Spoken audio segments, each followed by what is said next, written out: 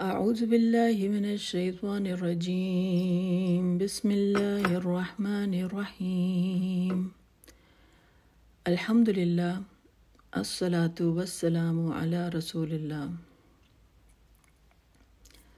اس دنیا میں آپ کسی کے اوپر روب ڈال کے دیکھیں تو آپ کو لوگ جو ہیں وہ پلٹ کر پوچھیں گے کہ آپ کس حیثیت سے ہم پہ اپنا حکم چلا رہے ہیں، کہ آپ ہمارے مالک ہیں یا ہم آپ کے نوکر ہیں یا یہ آپ کے ابا کا گھر ہے کہ آپ ہم پہ روب چلا رہے ہیں۔ تو عام طور پر حکم چلانے کا تصور جو ہے وہ ملکیت کے ساتھ منسوب کیا جاتا ہے کہ کوئی کسی کا مالک ہی ہوگا تو اس پر وہ حکم چلا سکے گا۔ اللہ سبحانہ و تعالیٰ کی ذات جو کہ ہر چیز کا مالک ہے، ہر چیز کا خالق ہے، ہر چیز پر قادر ہے، اسی کی سے ہر چیز آئی ہے اور اسی کی طرف ہر چیز کو لوٹ کر جانا ہے، اسی کو یہ نام زیبا دیتا ہے الحکم، یعنی حکم صادر کرنے والی ذات، اور جسے انگلش میں کہتے ہیں دا جج، کسی چیز کا فیصلہ کرنے والی ذات۔ سورہ فصلت میں جو ہے رسول اللہ صلی اللہ علیہ وسلم سے کہا گیا کہ آپ ان سے پوچھئے کہ کیا تم اس کے ساتھ کفر کرتے ہو بالذی خلق الارض فی یومین، وہ ذات کے ساتھ کہ جس نے زمین کو جو ہے محض 2 دن میں بنا ڈالا، اور اس کے ساتھ شریک ٹھہراتے ہو جو کہ ذالک رب العالمین، جو کہ عالمین کا جو ہے وہ رب ہے، اور اس زمین پر اس نے جو ہے پہاڑ بنائے اور برکتیں اور اپنا فیض جو ہے وہ جاری کیا، اور ان کی خوراک کا بھی انتظام کیا، اور پھر ذکر کیا گیا آسمانوں کا کہ وہ آسمانوں کی طرف جب متوجہ ہوا اور آسمان اور زمین سے کہا کہ تم اللہ کی اطاعت میں آؤ، چاہے باخوشی آؤ یا زبردستی آؤ، تو انہوں نے کہا کہ ہم باخوشی آپ کی اطاعت میں آتے ہیں۔ پھر آیت آتی ہے فَقَضَاهُنَّ 7 سَمَاوَاتٍ فِي يَوْمَيْنِ، کہ اس نے 7 آسمان مرتب کیے، وَأَوْحَى فِي كُلِّ سَمَاءٍ أَمْرَهَا، اور ہر آسمان پر اس کا حکم نازل کیا، یعنی پتہ یہ چلا کہ ہر آسمان کا اپنا ہی نظام ہے اور اپنا ہی حکم ہے۔ جیسے کہ ہم دیکھتے ہیں نا کہ اس دنیا کے جو لاز ہیں، ہر چیز کو فنا ہے، ہر چیز بوڑھی ہوتی جاتی ہے، اس کی ایک عمر مقرر کی ہے، لیکن ہمیں معلوم ہے کہ جب جنت ہوگی تو اس میں نہ بیماری ہے، نہ زوال ہے، نہ موت ہے۔ تو پتہ یہ چلا کہ ادھر تو الگ ہی جو ہے لاز ہوں گے، وہ زمین اللہ تعالیٰ نے جو ہے مطلب وہ دنیا ایک نئے اصولوں کے ساتھ مرتب کی گئی ہے۔ تو اسی طرح سے اللہ تعالیٰ نے کہا کہ وَأَوْحَى فِي كُلِّ سَمَاءٍ أَمْرَهَا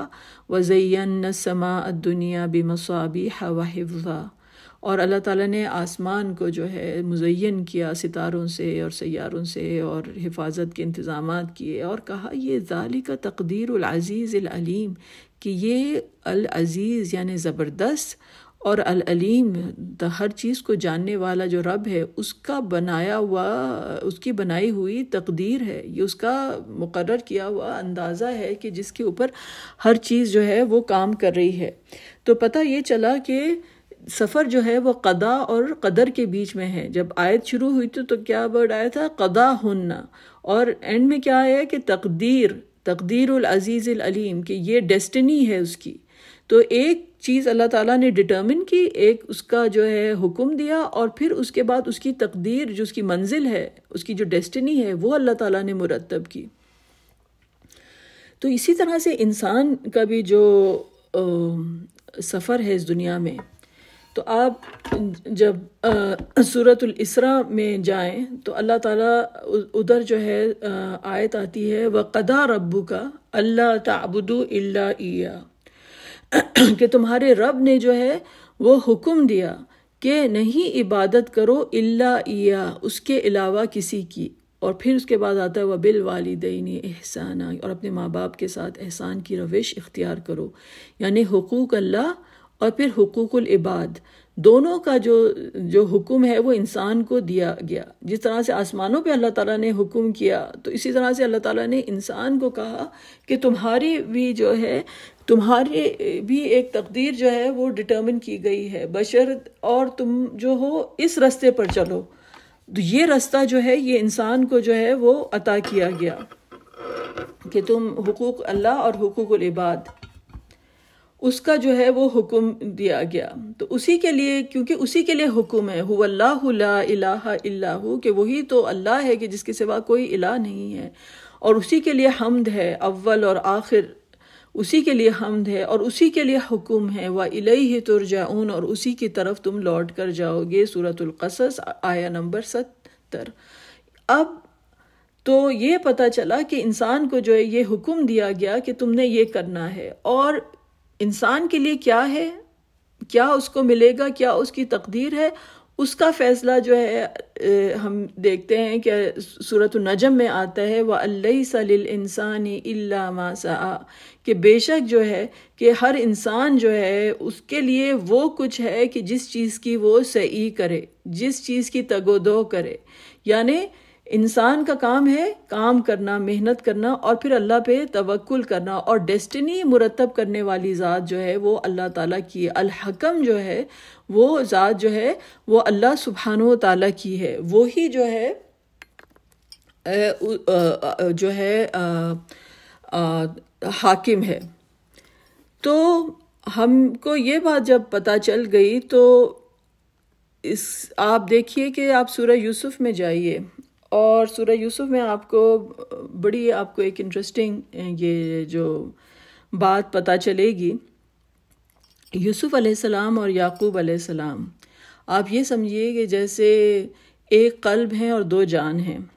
دونوں اللہ تعالیٰ کے برگزیدہ بندے، اور جو اب جدائی کی گھڑیاں ان پر آتی ہیں، دونوں اپنی اپنی دنیاؤں میں ہیں، لیکن آپ دیکھیں گے کہ ان کے دل اس طرح سے جڑے ہوئے ہیں کہ الفاظ بھی بعض اوقات جو ہیں وہ سیم، جیسے کہتے ہیں کہ ایک ہی بات کر رہے ہیں دونوں. تو یوسف علیہ السلام جو ہیں وہ اپنے ساتھیوں کو مخاطب کر کے جیل میں کہتے ہیں کہ تم جو ہو ایک واحد القہار اللہ کو چھوڑ کر جو ہے وہ تمہارے لیے بہتر ہے، یا پھر تو یہ ارباب متفرقون، یہ مختلف جو رب تم نے بنا رکھے ہیں وہ تمہارے لیے بہتر ہے، اور جن کی تم عبادت کرتے ہو اس کے سوا ما تعبدون من دونه الا اسماء سمیتموها انتم وآباؤکم، یعنی تم جن کی عبادت کرتے ہو اللہ کو چھوڑ کر وہ صرف تمہارے گھڑے ہوئے نام ہیں. یعنی کہنے کا مطلب یہ ہے کہ کسی کو دیوتا کوئی بنا لیتا ہے اور کہتا ہے یہ بارش دینے والا دیوتا ہے تو یہ فلانا، یہ صرف تمہارے گھڑے ہوئے نام ہیں، ان کی کوئی حیثیت نہیں ہے، جبکہ اللہ تعالیٰ کے نام حق پر ہیں، اللہ کے اسماء الحسنہ جو ہیں وہ حق پر ہیں. تو یوسف علیہ السلام جو ہیں وہ اس بات کا جو ہے وہ تذکرہ کرتے ہیں کہ یہ صرف تمہارے اور تمہارے آباء و اجداد کے گھڑے ہوئے نام ہیں. ان الحکم الا للہ اللہ تعبدوا الا ایہ، کہ حکم جو ہے وہ صرف اللہ ہی کے لیے ہے اور نہیں عبادت کرو سوائے اس کے. تو یہ اللہ تعالیٰ کے اس حکم کا ذکر کر رہے ہیں، جیسے وہ قضا ربک اللہ تعبدوا الا ایہ، کہ اللہ تعالیٰ کا جو حکم آیا کہ اللہ کے علاوہ کسی کی عبادت نہ کرو. اب یعقوب علیہ السلام جو ہے اس کا جو دوسرا ڈائمینشن ہے اس ضمن میں بھی اس ضمن سے کہتے ہیں کہ ان الحکم الا للہ، یعنی اپنے بیٹوں کو جب وہ حکم دیتے ہیں کہ تم جاؤ اور جا کے شہر میں داخل ہو جس مشن پہ تم جا رہے ہو، تو ان سے کہتے ہیں کہ تم ایک دروازے سے داخل مت ہونا، لا تدخلوا من باب واحد وادخلوا من ابواب متفرقہ، کہ تم ایک دروازے سے داخل نہیں ہونا بلکہ مختلف دروازوں سے داخل ہونا. کیوں کہا یہ انہوں نے؟ تو اس کی تفسیر میں ڈیٹیل آپ کو ملے گی کہ یا تو یہ کہ تم ایک ساتھ جاؤ گے تو ایسا نہ ہو کہ کوئی ڈاکو تم پر حملہ آور ہو جائیں، یا پھر ایسا نہ ہو کہ ایک ساتھ اتنے شاندار گروہ بن کے تم جاؤ گے تو کوئی کسی کی نظر ہی نہ لگ جائے، تو الگ الگ علاقوں سے جو ہے وہ داخل ہونا. ایک بڑی سائیڈ نوٹ ہے، انٹرسٹنگ بات ہے اس کہانی سے اگر آپ باہر نکل کے اس بات کو سوچیں تو یوسف علیہ السلام نے ارباب متفرقون کا ذکر کیا کہ رب تمہارا ایک ہی ہے، رب متفرقون نہیں ہے. اور یعقوب علیہ السلام نے کس چیز کا ذکر کیا کہ ابواب متفرقہ، کہ دروازے جو ہیں وہ مختلف ہیں، یعنی رب جو ہے وہ ایک ہے لیکن اس کی طرف جانے کے دروازے جو ہیں وہ متفرقہ ہو سکتے ہیں، کہ کوئی روزے رکھتا ہے، کوئی نماز پڑھتا ہے، کوئی انٹروورٹ ہوتا ہے، کوئی بہت عبادت گزار ہوتا ہے، کوئی ایکٹیوسٹ ہوتا ہے، تو ابواب جو ہے وہ مختلف ہو سکتے ہیں لیکن رب جو ہے وہ تمہارا ایک ہے۔ یہ ایک سائیڈ نوٹ تھا، بڑی انٹرسٹنگ بات تھی یہاں پر۔ لیکن یعقوب علیہ السلام پھر کہتے ہیں کہ دیکھو تم یہ پریکاشن لو، یہ تم جو ہے یہ تم کرنا، لیکن تم یاد رکھو کہ میں تم کو اللہ کے سامنے بچا نہیں سکتا ہوں۔ اگر اللہ نے تمہارے لیے، انسان کا کام ہے کہ وہ صحیح کرے، وہ محنت کرے اور اپنی طرف سے پوری پریکاشنز لے، لیکن اگر تمہاری تقدیر میں کوئی چیز لکھی ہے تو میں اللہ کے سامنے، یہ میرا کہنے کا مقصد یہ ہے کہ آگے وہ کیا کہتے ہیں کہ علیہ توکلت وعلیہ فلیتوکل المتوکلون، کہ اللہ کی ذات پہ میں توکل کرتا ہوں۔ میرا توکل جو ہے اس پہ نہیں ہے کہ وہ ابواب متفرقہ پہ، کہ لائک کہ تم اگر ادھر سے یہ پریکاشن لوگے تو ڈیفینیٹلی یہی رزلٹ آئے گا۔ توکل جو ہے وہ میرا اللہ کے ساتھ ہے، ہاں البتہ اپنی طرف سے جو کوشش کرنی ہے اس کی میں تم کو جو ہے ہدایت دیتا ہوں کہ تم لوگ جو ہو الگ الگ دروازے سے جو ہے وہ داخل ہونا، اور یہ اپنی طرف سے پریکاشن لو، لیکن توکل کرنے والی ذات جو ہے اللہ کی ہے۔ کیوں؟ کیونکہ ان الحکم الا للہ، حکم صرف اللہ ہی کو بلانگ کرتا ہے۔ تو یوسف علیہ السلام بھی یہی کہہ رہے ہیں کہ ان الحکم الا للہ، اور یعقوب علیہ السلام بھی یہی کہہ رہے ہیں ان الحکم الا للہ۔ تو یہ اللہ کے عباد ہیں، اور جسے کہتے ہیں کہ وہ اس بات کی تائید کر رہے ہیں کہ حکم جو ہے وہ صرف اللہ سبحانہ و تعالیٰ ہی کے لیے ہے۔ تو یہ اللہ تعالیٰ کے جو نام ہیں، یہ جسے کہتے ہیں کہ ہمارا ایمان ان پر ہوتا ہے، لیکن جب زندگی میں انسان کے ٹرائلز آتے ہیں تو وہ ٹیسٹ کیے جاتے ہیں کہ ہم واقعی میں ہمارا ایمان ہے اس بات پر کہ خالی زبانی جمع خرچ ہے۔ تو ہم نوح علیہ السلام کو دیکھتے ہیں کہ انتہائی کڑی منزل ہے ان کی زندگی کی، کہ ایک طوفان ہے جو پوری کی پوری جو لوگ کفر کی طغیانی میں مبتلا تھے، تو اسی طرح سے جو ہے آسمان اور زمینوں سے جو ہے ایک طوفان جو ہے برپا ہوتا ہے، جو ہر ایک کو اپنی لپیٹ میں لے رہا ہے۔ تو اپنی آنکھوں کے سامنے جو ہے اپنے بیٹے کو جاتے ہوئے دیکھ رہے ہیں، اور جذبات کی ایسی شدت ہے کہ قرآن ان کے جو ہے الفاظ ریکارڈ کرتا ہے کہ وَنَادَى نُوحٌ رَبَّهُ، کہ نوح جو تھے وہ پکار اٹھے اور کہا کہ ان ابنی من اہلی، کہ ربی ان ابنی من اہلی، کہ یا رب میرا بیٹا تو میرے اپنی فیملی میں سے تھا نا، آپ کا تو وعدہ سچ پہ ہے، وَإِنَّ وَعْدَكَ الْحَقُّ، یعنی اللہ کے وعدے کے اوپر جو ہے کوئی شک نہیں ہے کہ بے شک آپ کا وعدہ تو حق پر ہے، وَأَنْتَ أَحْكَمُ الْحَاكِمِينَ، اور اگر حکم دینے والی کوئی ذات ہے تو بہترین ذات آپ کی ہے۔ آپ تو احکم الحاکمین ہیں، نہ صرف کہ آپ الحکم ہیں بلکہ احکم الحاکمین ہیں، کہ بہترین فیصلہ کرنے والوں میں سے، بہترین حکم دینے والوں میں سے جو ہے آپ کی ہی ذات ہے۔ تو یہ ان کا بات کرنے کا سلیقہ تھا کہ جو چیز سمجھ نہیں آ رہی ہے کہ انسان کی جو ایک جذبات کا بھی ایک انسان کا ایک طوفان ہوتا ہے، اور پھر اس کے بعد وہ جسے کہتے ہیں کہ چیزیں انسان کی عقل سے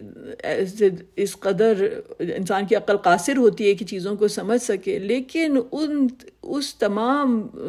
اس ہیجان میں، اس حالت میں بھی جو ہے جسے کہتے ہیں کہ ایمان کا دامن جو ہے ان سے نہیں چھوٹا، اور انہوں نے کہا کہ آپ کا وعدہ تو حق پر ہے اور آپ تو جو ہے احکم الحاکمین ہیں۔ تو اللہ تعالیٰ نے ان کو جواب دیا کہ وہ تمہارا بیٹا جو تھا تمہاری گھر والوں میں سے نہیں تھا، تو آپ کے گھر والے تو ایمان والے ہیں، اور اس کے اعمال جو تھے وہ صالح اعمال نہیں تھے۔